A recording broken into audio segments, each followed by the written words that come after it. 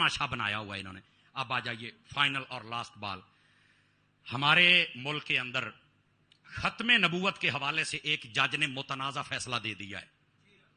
سب سے پہلی ریکویسٹ جج صاحب سے، جج صاحب آپ کو علم نہیں تھا لیکن سنی، وہابی، شیعہ، دیوبندی تمام مکتبہ فکر کے علماء نے متفقہ طور پہ کہا کہ جج صاحب آپ نے پہلا فیصلہ غلط دیا ہے، نظر ثانی کریں، دوبارہ ٹھیک کریں. یہ ہوتا ہے قانون کا احترام، یہ ہے ہمارے علماء کی حکمت عملی. لیکن دوبارہ بھی تمہارے کانوں پر جوں نہیں رینگی. کیا قادیانیت نوازی میں تم اتنا آگے بڑھ گئے ہو؟ جائی صاحب آپ نے یہ غلط فیصلہ دیا ہے.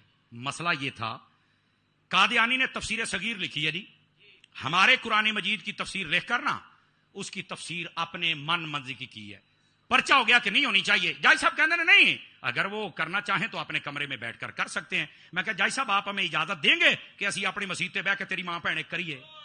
آپ ہمیں اجازت دیں گے کہ ہم یہاں بیٹھ کر تیری ایک شاید چھوڑے پٹ کے رکھ دئیے؟ ججاں کے خلاف کوئی ایسی زبان استعمال اجازت دیں گے؟ فوج کے خلاف اجازت دیں گے؟ پولیس کے خلاف اجازت دیں گے؟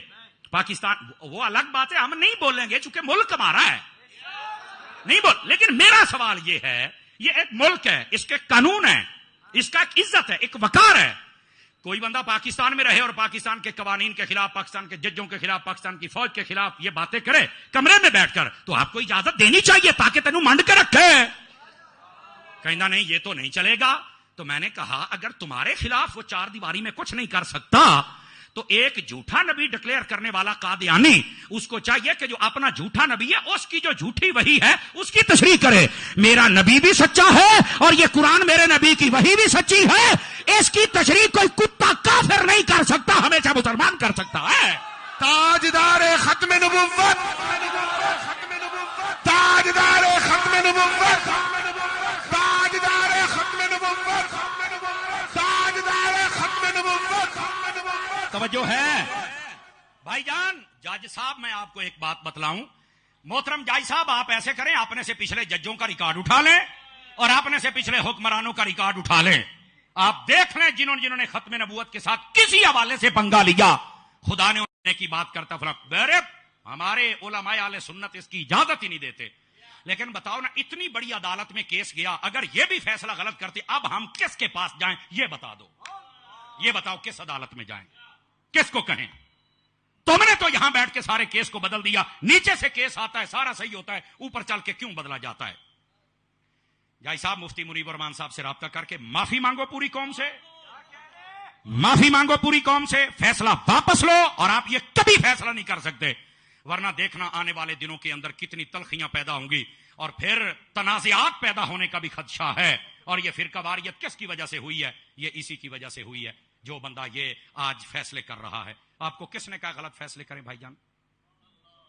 کیا پاکستان کی سالمیت کے لیے آپ کام نہیں کر سکتے ہو جائی صاحب؟ کرنا چاہیے کہ نہیں کرنا چاہیے؟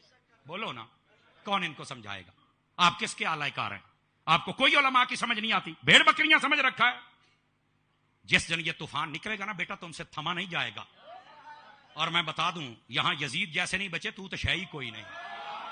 انسان بن جاؤ، اپنی اصلاح کرو، اپنے حال پر بھی مہربانی کر، اپنے ایمان پر بھی اور پاکستان پر بھی، اور علماء کے ساتھ کھڑے ہو جاؤ. کیا قرارداد کو مانتے ہو آپ؟ نہ فتنہ، نہ فساد، نہ لڑائی، نہ جھگڑا، ہم اس کے حامی نہیں ہیں. لیکن ختم نبوت کے قانون میں کسی قسم کی گنجائش اور تبدیلی اور اس میں نرمی اور رعایت یہ سوچا بھی نہیں جا سکتا. ہر چیز ہماری سانسیں بند ہو سکتی ہیں پر ختم نبوت کا باب کبھی ہم نہیں بند ہونے دیں گے. یہ باب قوم کو سمجھاتے رہیں گے. سمجھ آ گئی آپ ختم نبوت کے سچے سپاہی بنے. کیسے؟ نمبر 1 حضور کے عاشق بنے، صحابہ کے عاشق بنے، اہل بیت کے عاشق بنے، 5 وقت کی نماز پڑھیں، قرآن پڑھیں، با عمل بن جائیں، اپنے والدین کی عزت کریں، احترام کریں. یہ سب باتیں جب ہوں گی تو آپ سچے سپاہی ہوں گے. نعرے لگانے تک نہ رہیں کو میدان عمل میں بھی نظر آئیں. اللہ ہم سب کا حامی و ناصر ہو. وآخر دعوانا ان الحمدللہ رب العالمین.